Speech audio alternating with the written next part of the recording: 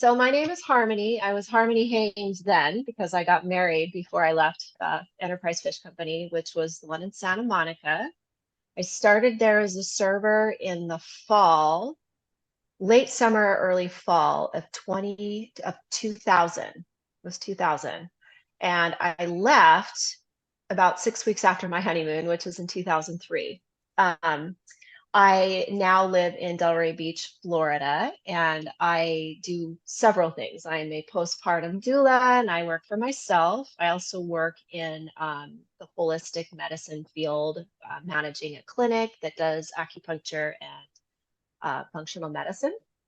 And I'm also a trained singer that is actually about to start singing again after a very, very long hiatus. So that's me. Yes. Finally. I've been waiting to hear Finally, I that. know. It's been a long time. Did you meet your husband at the Enterprise Fish Company, or tell me that? Tell me that story. I did not. We were dating when I first started working there. We had both met in an acting school and then had since left that and were doing other things. And then I started serving at Enterprise Fish Company. We actually split up while I was working there for a little while and had moved in with some other coworkers, Megan Cook and Danner Evans, their names at the time. Trouble. Yeah, I think when I got there, I realized that was just like they were single and they were so much fun, and the whole energy there was, we were family, we had so much fun. And so I realized quickly that I wasn't sure I wanted to settle down. So yeah, no, we met. But anyway, we eventually did. I made it through all the temptations and ended up marrying him in May of 2023. I remember that time because in your wedding party, most of your wedding party was, and your guest list were employees of the Enterprise Fish Company. Is that right? Yes, they were. A lot of them were. I mean, it's funny when I look back, there's a few in there. I'm like, I don't remember her name. I think I literally was like, hey, come on, come on down for my wedding. Jolene, there was a girl named Jolene. I don't remember the other one. Jolene and some other girl, I think her name was Lauren, and they had just started their own flower business. And I was one of her first clients, which was a huge mistake. Not only was she like 3 hours late to drop off the flowers, but she didn't cut out any of the pollen buds. So my bouquet had little yellow pollen buds all over them, which proceeded to get all over my wedding dress. So yeah, I got a little too close with some employees for that wedding, but there were quite a few that came. We were in Newport Beach, so it was a 45-minute drive. And then if I remember correctly, you came to the after party, as did pretty much the rest of the restaurant. So I think if I remember right, I was the only manager from open to close so that everybody else could go. If I remember right. We chartered a yacht, and it was, and then you guys sent the limousine, which was so nice, but the limo went to the wrong wedding. So I remember calling the fish company, where's my limo? Oh my God. Which you had set up. Anyway, we ended up connecting with him and finding him, and he picked us up, but it was very funny. So yeah, well, thank you for doing that. Yeah, you're welcome. Apparently, I was like the limo guy. Everybody tells me I sent a limo to you had a company, somebody that you recommended that you set up for me.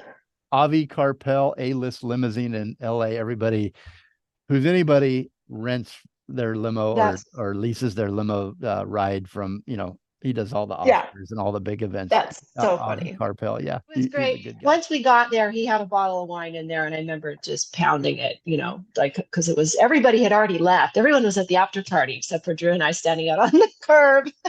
Oh my God, how terrible. Sorry about that. No, it was fine. It's funny now. There was a lot coming out with Shakira. There was some Britney Spears stuff, like Toxic came out. There was a song Madonna did. I can't remember what it's called, but I remember Danner and I singing it in her house, so because I was singing a lot during the time, and then I was hanging out with these girls, all my girlfriends there, I just remember some of the music that was very much, hot at that time. So those are the ones that come from, I'm trying to remember the one, tell me love isn't true, something that Madonna sang that was like a big one. And then I remember the Britney Spears, and she had a hair thing she was doing. And so that, Toxic was one of them. How about you mentioned Train, remember the band Train, Drops of Jupiter.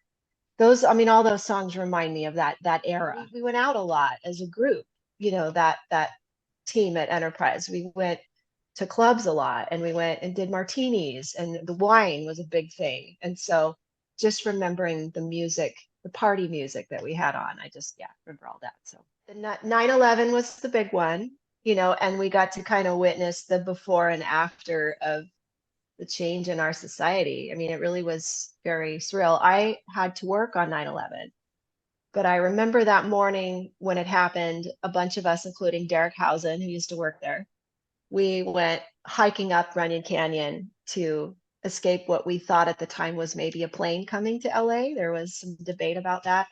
And I remember calling into work, and that might have even been you, like, do I still need to work? And you're like, yeah, you still need to work.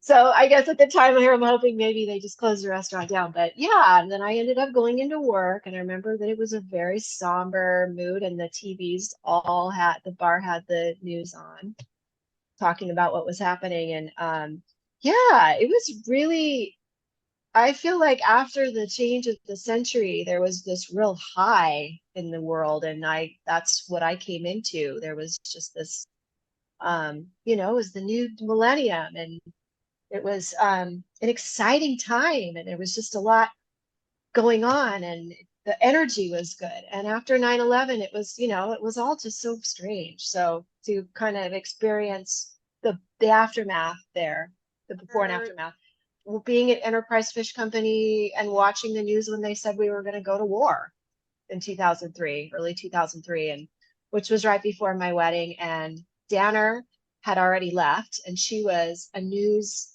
anchor at some local Louisiana station, I remember, and she could not leave to come to my wedding because of that war and what she was going to have to do for work. So it was, I'll never forgive her. No, but I was super bummed because I have not seen her since she left. But anyways, for Virginia, and she is definitely a celebrity there. She's happily married with 3 kids, and she just looks great, and she's thriving. Like most people I know, a lot of people from that era have gone on to do really well, and others, not so much. But I yeah, mean, you had a really a good clique. You had a good group, Danner, I Megan, did. I did. Aaron Wiley, maybe Yep, Tammy. You had a good little clique there. we did. How would you describe that bond? Is it unique in your life, or have you had other groups of Very. friends that have been that close to you? It The felt only thing I unique. can, yeah, it did. I mean, worked at many restaurants, had other jobs since then. I'd never experienced anything like that. I don't, and it just seemed to be the case for most people that came in there. And the group was one way, and then it expanded, and it changed, and it shifted. And it kind of reminded me maybe of, I'm a Pi Beta Phi alum from University of Utah, and, loved my sorority days. And there's a similar feeling there where we're all just kind of put together in this common space. And it, but it was so crazy how that place just seemed to attract an energy of people. And again, not everyone, but just so many cool people that worked there. And it was special. I don't think we even necessarily knew it at the time, but I never found that again, not in a workplace, and maybe partly just the time in our lives. We were young. I mean, I was 20, maybe 24 when I started there. And so a lot of the people that work in that industry are young, and they certainly were there, and a lot of people from out of state. And we were all just so excited to be there. And we all made a lot of money. And so I think, yeah, it was just very special. But it does remind me a little bit of the sorority, Mm-hmm. the bond. We had a lot of fun working there, a lot of fun working there, a lot of fun working together. And it definitely was hard, probably. And I got to experience being a manager there for a little while, if you remember, not for long, but it was hard to sometimes keep everybody from crossing that line into it being a social event. We had Mhm. to still be professional. We still needed to show up, and it was hard to set boundaries sometimes because these were our friends. I remember just like Ben, Ben Teets, come on, Harmony, whatever excuse, or Brandon. I mean, some of the stuff I would, no, like, don't ask me to do that. Like, this is a Yeah. place of business. I always So had, yeah. yeah, I totally agree with you. Because we were all friends, and they always say in business, they're not your friends, they're your employees, and you got to draw that line. And I think we did really well, but we also, I maybe that was one of the unique things. I always let everybody know because I had come up through the ranks as a busboy Yeah. to Yep. COO eventually of all the companies. And I always told everybody, so I'd been friends with them. I had partied with them. I had Yep. up Yeah. all night, and got to work with no sleep, and it's like Yeah. the And rest then of to us. take that authority role. Woo. So I used to say, I don't know if you remember this, I would just say, my friend won't take advantage of me. So don't cross that line. Don't, I have a job to do it at some point. Yeah. And Since this is so confusing for all of us, let's just agree to respect each other and our you different bet. roles. Yeah. And I thought you did a very good job. I could tell, especially when I became a manager, how hard that could be, Yeah. and I always felt like you handled it very graciously. And, I knew when you had to, put your face on, this is my management face, and you and I were good friends, and you always treated me well. But I could tell sometimes you're just like, this is my job, like, this is my job. And so I knew that well, and I was still probably training. I tried to call out sick, and you weren't having it. I showed up, or maybe I didn't try and call out sick. Maybe I just showed up and said, I'm sick and I need to go home. I remember sitting with you, and you were just very calmly, and you said, were you at Derek's party last night? And I was like, shit. Like, did not expect that at all. Well, yeah. And I remember very quickly thinking to myself, well, you're gonna have to pull your shit together, and I don't think I had slept that night. It was bad. But anyways, but even then you were just, were you at Derek's party last night? Yes. See what I mean? Well, Yes. I there were many mornings where I'm like, I don't want to go. I can't go in. I'm not going to be able to Yeah. go in. And I did. So we all Yeah. had that. That's being young in the restaurant business. And um, Yeah. those Were you? those days in pain, when you remember when you were like hung over until like 3 p.m. and then you went into the dinner rush, and then by like 8 or 9, you're like, woo, let's do it again. Oh, you bet. But also, like, those things just were so much easier in my 20s, Yeah. like, how did, like, I don't get 8 hours of sleep. I'm a wreck, like, and I can't drink wine hardly at all anymore. So, yeah, I look back and I'm so glad that I mean, I could handle it. But I just want to say there's a memory that came up. Who was the manager before you? Mike something? Who was, Manager. Oh, Bruce. or was it Bruce? Yeah, Bruce, Bruce, the one general who spilled manager. coffee, all over his brand new laptop, and then went to the Probably bar and ended up Bruce. just Oh yeah, and melted drinking the down. whole day. Yeah, just was like, screw it, just gonna drink all day. That was one of my first experiences there, and I was like, wow, okay. Yeah, Not and that I blame him. I replaced him like pretty much that day, but I remember he was my manager too. But Bruce Okay, was yeah. really cool. Okay, so Bruce, I liked him. Yeah, I yeah, liked him. he was, he had come up through the ranks also, but that was when Uh-huh. Enterprise was, well, was it ever not a party place? But on the floor, it was a party place, like through your shift. And Yeah. he led the Yes. charge as the general manager, which was a little odd. I remember just like I had to concentrate. I couldn't drink on my shift when I was waiting tables. I just couldn't do it like a lot of people could. No, He I would never pull did me. actually. No, maybe a Yeah, little I'd wait later. till I got finished, like, and then go have some Yeah. fun. But he would pull me into the walk-in in the produce cooler, and he'd have 2 beers, and he's like, "Here's one for you. Here's one. Slam it." And he did this like every Saturday night with me, like 2 or 3 times. And Oh he's my my boss, so I'm God. like, okay, I'll drink with you, but I mean, I'm kind That of got is a full so section. funny. I got Yeah, drinks at the no bar. kidding. I got food up at the pit. And I remember calling him because I was general manager at that time in Santa Barbara. And I think somebody, That's I wonder right. if you called me then, now that you're bringing the story up, somebody called me and told me what he was doing. And I called him and I said, Bruce, what are you doing? Because Yeah, I hear we're you're all a just at the little worried. bar. Yeah, you're like, you're melting down in front of your whole crew and just getting wet. And he was like jolly drunk. He was like, Yeah, oh yeah. whatever, I'm over it, Yeah, you know? totally. Probably I'm like, having some pokey and and that yeah, some actually, black and so I had, sashimi.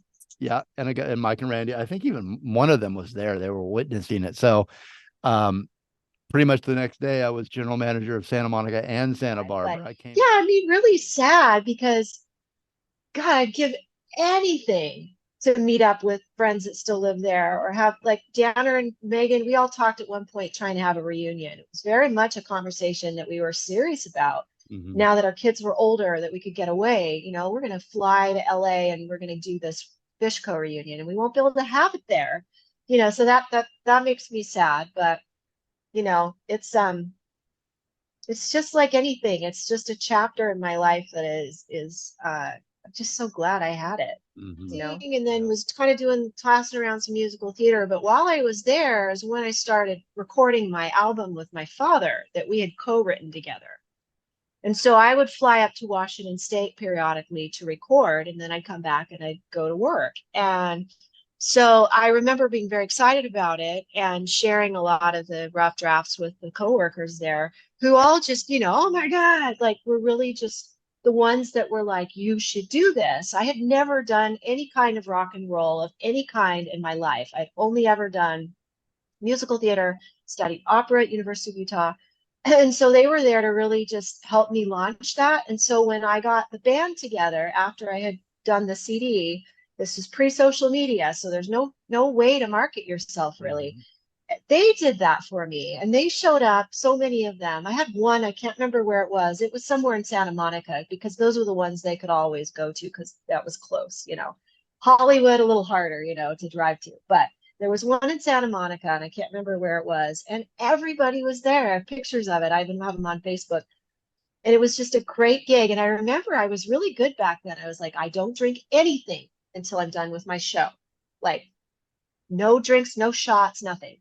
That changed later. But anyways, but everybody was there to rile me on. So they were a huge influence on me in what ended up becoming many, many, many years of live music performing. I went on to do many other bands. When I lived abroad, I had a band called Loose. I was the lead singer, got to sing for people all around the world. For 8 years, I did that. And I did another band when I was in Utah. And this one was called No Harm, based on my name, which was all original music. And it was what launched me into doing that, for many years. So I'd never really thought about that association. I still have my No Harm CD. And I hate it because I've gone on to learn and develop as a singer so much more. So I hear that now, just ugh. But at the time it was exactly what I needed to like get that confidence. And they were like my roadies. They were my fans, my first fans. Mhm. So that was really I feel like that job, I learned to multitask really well, but I also think being moved up to a manager, that was a promotion I'd never had in my life, like that kind of growth at that time. So it gave me a lot of confidence. So there's a confidence thing. I also learned how much balance is important. So balancing my social life, my music career at the time, and work was challenging. And I think the only reason I did it was because could do it is because of my age, you know. But yeah, I mean, for me, it was just such a huge life experience on so many levels, of beginning as a singer to putting myself in a management role, which I'd never done, and being like, you know what, I'm actually pretty good at it. I'm really good with people. I'm really approachable. I'm empathetic, so I feel like people always feel like they can be safe with me. But also having to learn how to set boundaries and be not always be the nice, it can't be everyone's friend. So I learned a lot there. I mean, so much. I remember one day I found a wallet in one of the booths and it had a ton of cash, and I went through it and found a business card and called them, and the assistant came to pick it up and grabbed all the cash out and gave it to me. They were grateful that I was honest. That was a pretty good day. The assistant came to pick it up and grabbed all the cash out and gave it to me. They were grateful that I was honest. That was a pretty good day at work.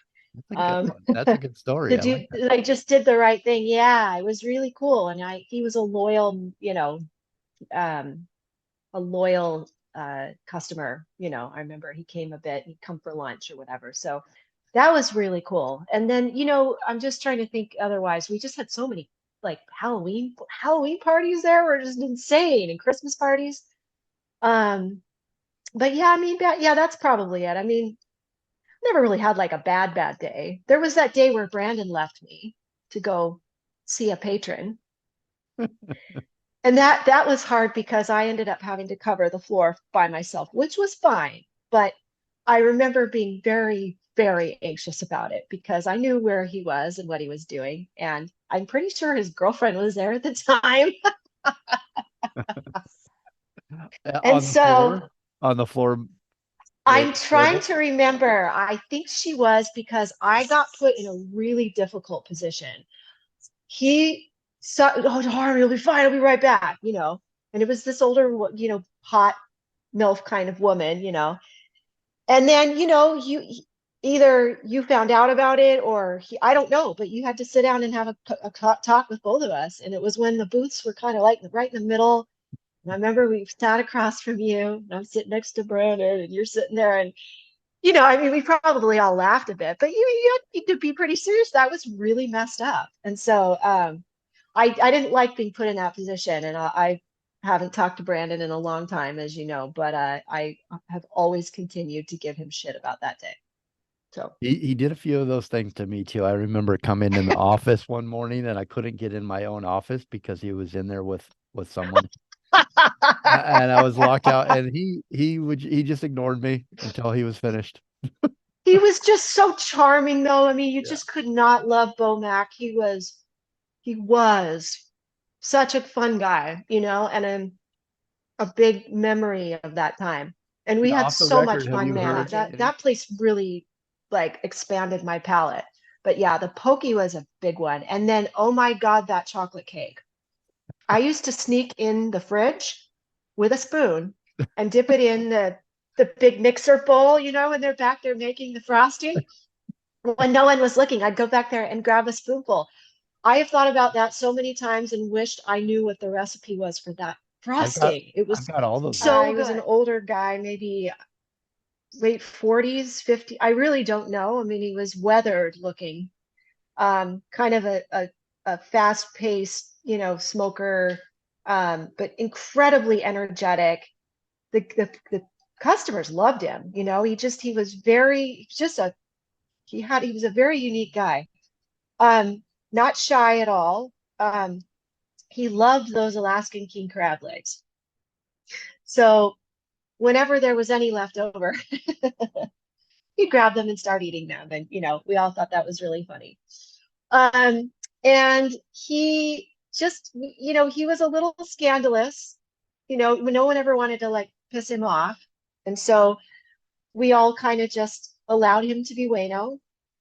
And even though probably lots of parts of him were probably not okay, but he added to the experience of that place. He was just an icon. So I know more wanted him to leave than to stay. I don't know. He was just we always got along fine. When I was managing, I kind of kept my distance. I didn't think that he was somebody I could probably manage very well.